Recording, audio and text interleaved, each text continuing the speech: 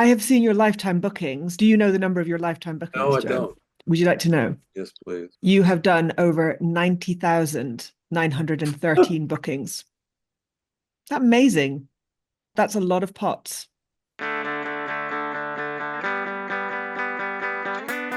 I am here with Joe Darling from the Pottery Shed, who I have just been explaining is actually famous in You Can Book Me parts because he's been such a long-standing user of You Can Book Me. It's really genuinely an exciting thrill to meet him finally. Thank you very much, Joe, for agreeing to be on our show, our customer showcase. Can you tell us a little bit about what you do? Thank you, Bridget. It's been an honor to be one of the early adopters of this software because you guys have been fantastic for me. But what I'm doing is I'm running a pottery school in Sydney, Australia. Started looking around for booking systems, and there was a computer repair station. They flicked me a link to set up a booking for my computer repair, and it was You Can Book Me. And I thought, look at this. I could tell immediately that it was so granular that this geek who was doing the computer repair knew that he was looking for something right.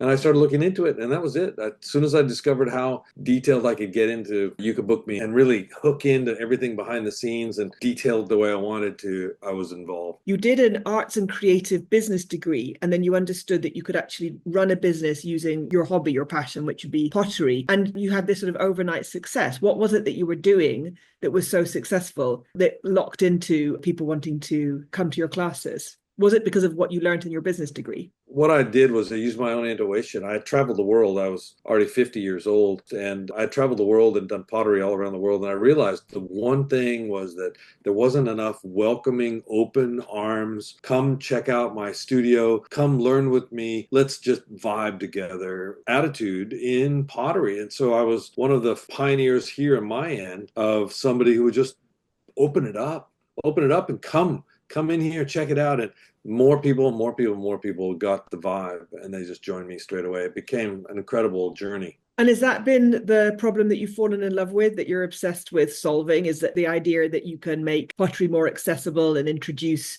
all of its Mm. benefits to people? That's been my ambition, my motivation for all these years. If you could grow your business again, though, like if you could go back 14 years, what would you do differently? The only thing I've done recently is I've signed up for Google Ads, and I hate that, but I have to because what I didn't do early on, I've always developed a website that was search engine friendly, that was rich with content, and I explained things well on the website. But looking back, I probably have let my competition, they have signed up for massive ad campaigns, and they're really driving the traffic away from me. So I've started that now, and I should have probably started a little earlier. I have seen your lifetime bookings. Do you know the number of your lifetime No, bookings, I Joe? don't. Would you like to know? Yes, please. You have done over 90,913 bookings. Is that amazing?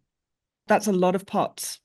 What would you say is the product that you're offering? Is it teaching people how to Yeah. make pots, or is it that they get their product at the end, the pots that they've made, or is it something more like about inspiration? Like, what would you say is the thing that people are really taking away? I'm juggling those three all the time. I'm juggling those three, and there's a silent fourth somewhere in there too. Well, the silent one in there is their own anxiety. And people who've been stapled down to their desk and disassociated with anything crafty or anything earthy or anything creative are struggling to overcome that kind of level of fear. But in the end, what I really want to teach those people is the journey all the way through this process.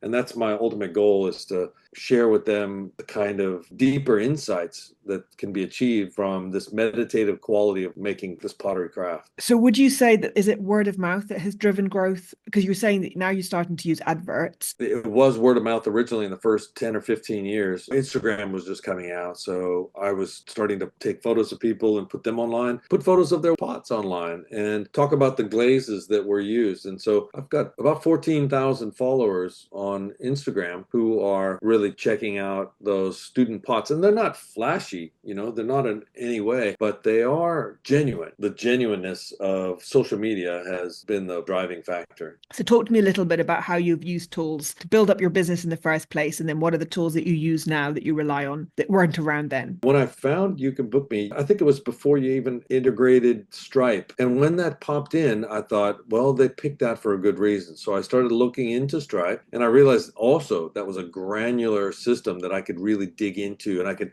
pull little bits and pieces out. And I think Stripe was just starting out as well. Yeah. But what advice would you give to somebody based on your experience of when you've had a client that's either unhappy or you've had conflict? How do you deal with that? Yeah, I try to deal with it as humanly as I can, like genuinely, like heartfelt. If I was in their shoes, how would I feel? Kind of thing.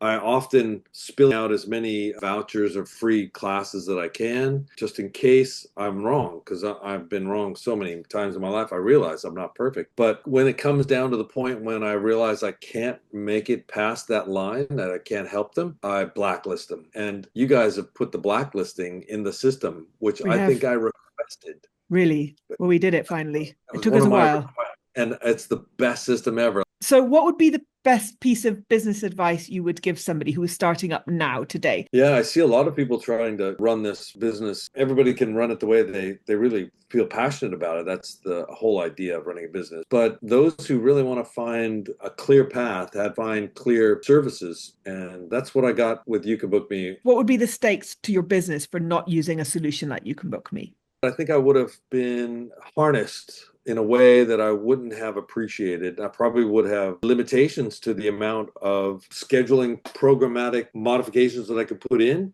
I would have been seriously hampered. How many booking links have you got live in the system right now? How do you share your YouCanBookMe booking pages? Oh, yeah. It's very, very flexible, right? So I can share them many ways. But right now, I've basically got the front of the calendaring page for You Can Book Me straight from my website. And I have 8 profiles which identify the 6 different classes that I've got and give a couple of alternate payment methods or booking methods for those as well.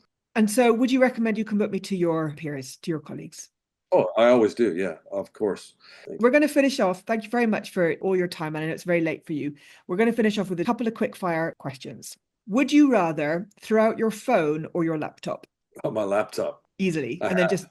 you have. Do you just live on your phone now? On my phone. Would you rather get a new customer, a new person to your class, or double your sales to an existing customer, have a returning customer? A new customer. Tell me about that. Most people say that they'd rather double their sales. It's turnover for me. And my whole objective is to teach a person how to throw the basic elements and understand the basic foundation of this so that they can go off to any other place and continue that and work in different materials and different ideas. But my studio is really moving so quickly, turning over 300, 400, 500 people a week that we really don't want to hang on to people a long time. I want to get them their foundation and move them on. For example, I was at the large Sydney Pottery Market Festival. 8 people came up to me while I was walking through the stalls at each individual potter selling their things and reminded me that I was their teacher, taught them how to do that originally. It was Wonderful. really nice. Wonderful. Okay, so that leads me on to my next question, which is, would you rather speak at that festival or, be a promoter at that festival or make a new sale? So would you answer the same? Yeah, I think I have to make a new student. I would rather be less known as the front man or the master of pottery because I feel like that is a claim that maybe I'll make when I'm dead. But right now, I'm still learning. It's been 43 years doing pottery and I'm still learning. And I like to keep it that way. Okay, I think I know the answer to my next question, which is, would you rather work with a team of experts or passionate learners? Oh, of course, passionate learners. Yes. That's exactly obvious. 12 And years then, old. They're great. They're fantastic. would you rather be known for product quality or customer service? Wow. Product quality is super, super important in my business because people are assuming that it's going to be a food safe product and I need to get that out the door that way. But once that's achieved, there's a wide range of really what quality it is. And I'm happy to let students make things that are slightly dodgy as long as they're food safe and that reach that mark. Customer service is probably most important for me. I'm getting to be 65 soon, so I need to really watch my attitude and remember to be generous and polite and kind to everybody. And customer service is a big part for me right now. It has been an absolute pleasure to speak to you. Thank you so much. Thank you again for your generous time. We really appreciate it. My pleasure, Bridget. Thanks for reaching out. I'm glad we did this. Wonderful. Thank you. Bye-bye.